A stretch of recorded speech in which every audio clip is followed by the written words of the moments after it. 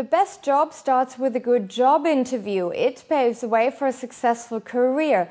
But many people are stuck how to best present themselves when given the opportunity. So watch closely now, because we have a guest on the subject here in the studio.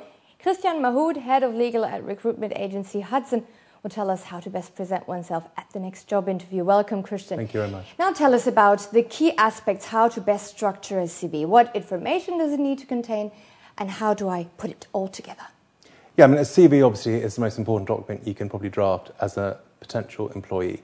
It is the key to an opportunity. It will open the door to an opportunity.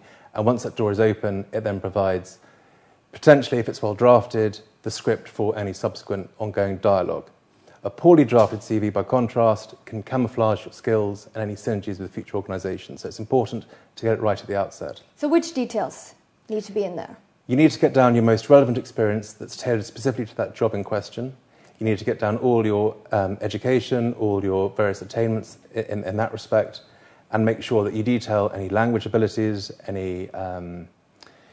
Computer skills, probably. That's important these days. Absolutely. I mean, anything that is specific to that role is worth getting onto that document, because what you want to do is a CV should entice, it should tease, and tantalise the reader, so they invite you in to actually have an interview.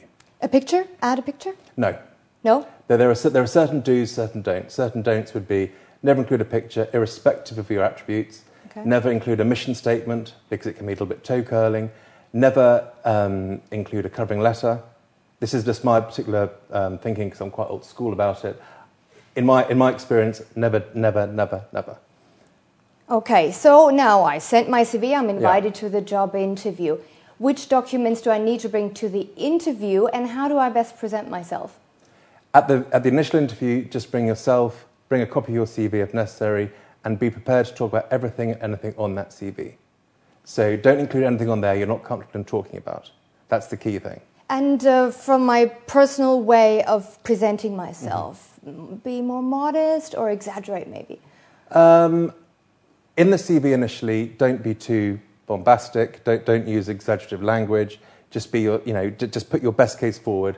In terms when you arrive, again, be yourself. Arrive, firm handshake, eye-to-eye contact, because the initial thoughts, the initial dialogue, actually can be very decisive. Okay, so now tell me, what do I do if I have a tricky question, something that relates to the job? What do I do? And what do I do if I have the feeling the job interview isn't really going my way? Okay, good question. Often what happens is you'd get advice from your recruitment consultant at the outset, what to expect. Will it be a panel interview? Will it be a one-on-one? Will it be psychometric testing?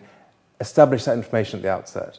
Then once you've actually got that clarity, you'll know what to expect. By way of example, if it's an HR-based interview, you can expect a whole hazard of questions. You might be asked, if you're an animal in the jungle, what would you be and why?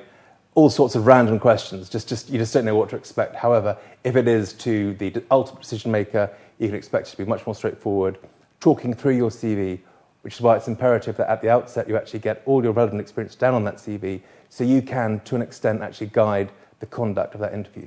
But if I don't, if it's not going so well, what do I do? How do I pull it around? I always often say to candidates, whatever you do, when the interview starts and they say, do you want to drink? Say yes.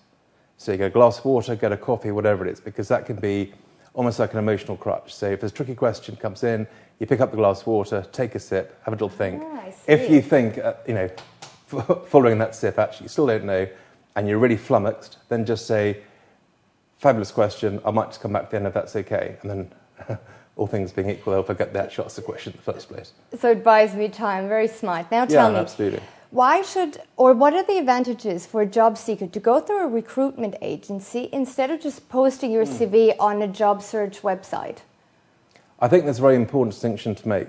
There are recruitment agents and there are recruitment consultants. Now, a recruitment agent will be an animal that lives in a very KPI-driven environment, will be gauged, assessed, whatever, by statistics, the amount of CVs they get out, etc. With respect to those guys, I'd say there's no great difference. A recruitment consultant, by contrast, something which Hudson is, depends very much more upon deep specialism.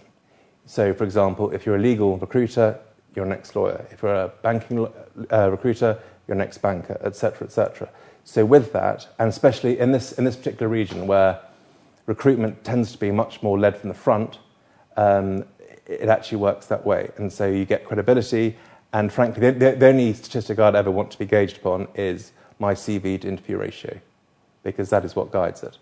And it's based on trust, it's based on credibility. Now, that comes only through two things, either through delivery on the client side or on the candidate side through getting the dream role. Thank you very much for your insights. That was very interesting, very helpful. Well, that's it from the business desk. Up next, Rob Buchwald is back with the news.